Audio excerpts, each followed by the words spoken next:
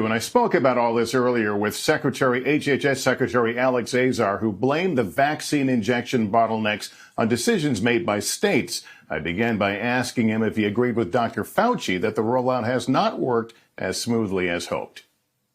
So we've had tremendous success having these incredibly effective vaccines, 38 million doses of vaccine available, 31 million shipped and distributed already.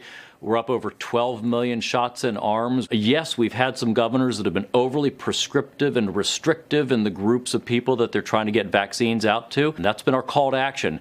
Get those people 65 and over and 64 and under who have comorbidities. Get them vaccinated because we've got to protect the vulnerable. You seem to be laying the blame at the feet of governors, but I'll remind you that it was the Trump administration that said 20 million doses by the end of 2020. We're 2 weeks into the new year. What went wrong? Well, Lester, we said we would have doses available for 20 million people that could be available. And of course, that was a projection based on estimates of when FDA would approve. FDA ended up approving later, close to Christmas. You've got a natural scale up.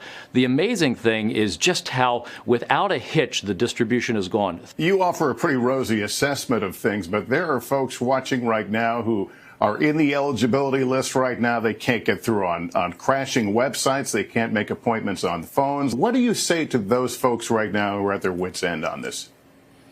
Well, listen, we are in a situation right now where we've got 38 million doses available, 31 million distributed. We're encouraging our governors to use these other channels of distribution that people are used to, like retail pharmacy chains, doctors' offices, community health centers.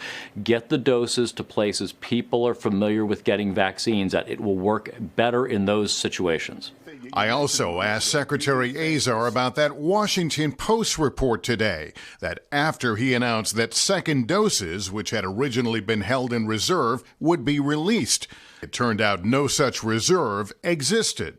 Do those second doses exist right now? Is there a stockpile that's still out there? No, there's not a reserve stockpile. We now have enough confidence that our ongoing production will be quality and available to provide the second dose for people. So we're not sitting on a reserve anymore. We've made that available to the states to order. The governor of Oregon says that regarding the promise of more and the idea that these reserves are now empty, calling it deception on a national scale. How do you react to that? If one doesn't want to listen when we have our press conference, when we sit and spend an hour and a half with the nation's governors, with the vice president, walking through the data, talking about available supplies, that's just willfulness and wanting to score a political point. Every piece of data about this is completely transparent. And during our interview, I noted that we'll likely be at 400,000 COVID deaths by the closing day of the Trump administration. Looking back, Secretary Azar refused to acknowledge any possible missteps in the administration's coronavirus response.